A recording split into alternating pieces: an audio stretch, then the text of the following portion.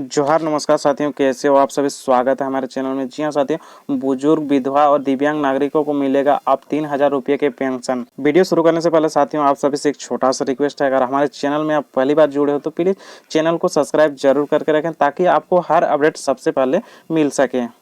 दोस्तों, बढ़ती हुई महंगाई को इस दौरान सबसे ज़्यादातर पेंशन उन लोगों को होती है जिसके आय के स्थायी स्रोत नहीं है, खासकर बुजुर्ग, विधवा महिला और दिव्यांग नागरिक जो पूरी तरह सरकारी सहायता पर निर्भर करते हैं। ऐसे में साल 2026 पेंशन सिक्योरिटी पेंशन से जुड़ा एक बड़ा अपडेट सामने आ रहा है, जिसके तहत पेंशन की राशि बढ़ोतरी लगभग 3000 रुपये प्रति माह की जाने की तैयारी चल रही है।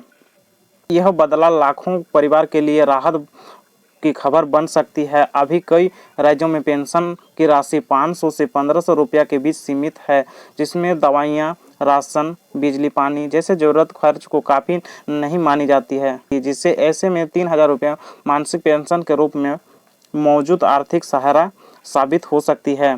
पेंशन स्कीम अपडेट 2026 का मुख्य उद्देश्य सरकार का ये है कि सरकार उद्देश्य के साथ देश में कमजोर और ज़रूरतमंद वर्गों को आर्थिक सुरक्षा देना, और जब किसी बुजुर्ग के पास नौकरी नहीं होती है, ऐसे किसी विधवा महिलाओं के पास आय की साधन नहीं होती है, दिव्यांग व्यक्ति को रोज कठिनाई के सामना करना पड़ता है, ऐसे में पेंशन की उनकी सबसे बड़ी ताकत बनती है। किन लोगों को मिलने वाला है सीधा लाभ? दोस्तों, इस प्रस्तावित बढ़ोतरी के साथ 3 प्रमुख वर्ग लोगों को मिलने वाली है, जैसे 60 वर्ष से अधिक आयु के वरिष्ठ नागरिकों को, और दूसरा हुआ विधवा महिलाओं को, और तीसरा जो दिव्यांग व्यक्ति के लिए। अभी तक के अलग अलग राज्य के अलग अलग राशि दी जा रही है, जिसमें कई बार असमानताएं की स्थिति बन जाती है, लेकिन कोई नई व्यवस्था के तहत पूरे देश में एक समान और बेहतर पेंशन की राशि लागू की जा सकती है, जिसमें पारदर्शिता बढ़ जाएगी और लाभार्थियों के बीच भेदभाव कम होगा। बढ़ी हुई पेंशन में क्या बदलाव होगा? अगर 3000 रुपये प्रति माह पेंशन लागू होता है तो इससे तहत सीधा असर लाभार्थियों को जीवन यापन में दिखाई देगा। आज के समय में बुजुर्ग व्यक्ति को नियमित दवाइयों पर ही 800 से 1500 रुपया के खर्च करना पड़ता है। इसके अलावा राशन हुआ, बिजली बिल हुआ, मोबाइल रिचार्ज हुआ, ऐसे छोटी मोटी ज़रूरतों भी होती है, जिसमें मौजूदा पेंशन की राशि में खर्च के सामने काफ़ी कमी पड़ती है, जिसमें 3000 रुपये की मानसिक सहायता से जैसे कि हुआ, दवाइयाँ हुआ, इलाज के खर्च हुआ, और इसी जो दवाइयाँ और इलाज वो आसान हो जाएगा, और जैसे रोज़मर्रा जैसे खर्चों को राहत मिलेगी, और दूसरों से आत्मनिर्भरता कम रहेगी, और मानसिक तनाव भी कम होगी।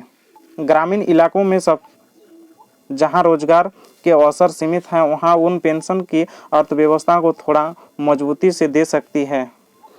देखिए, आवेदन की प्रक्रिया होगी आसान और डिजिटल। दोस्तों, सरकार की ओर से डिजिटल प्रोसेस को बढ़ा दी गई है, जिसमें नई व्यवस्था का आवेदन की प्रक्रिया पूरी तरह ऑनलाइन करने का जोर दिया है। जिन लोगों को पहले से पेंशन मिल रही है उन्हें दोबारा आवेदन करने की कोई ज़रूरत नहीं है, और बढ़ी हुई पेंशन सीधे उनके बैंक खाते में डीबीटी के माध्यम से भेजी जाएगी। जी हाँ साथियों, जिन भी बुजुर्ग या विधवा या दिव्यांग व्यक्ति है वो पहले से अगर पेंशन की हकदार हैं तो उसको दोबारा ऑनलाइन करने की ज़रूरत नहीं है।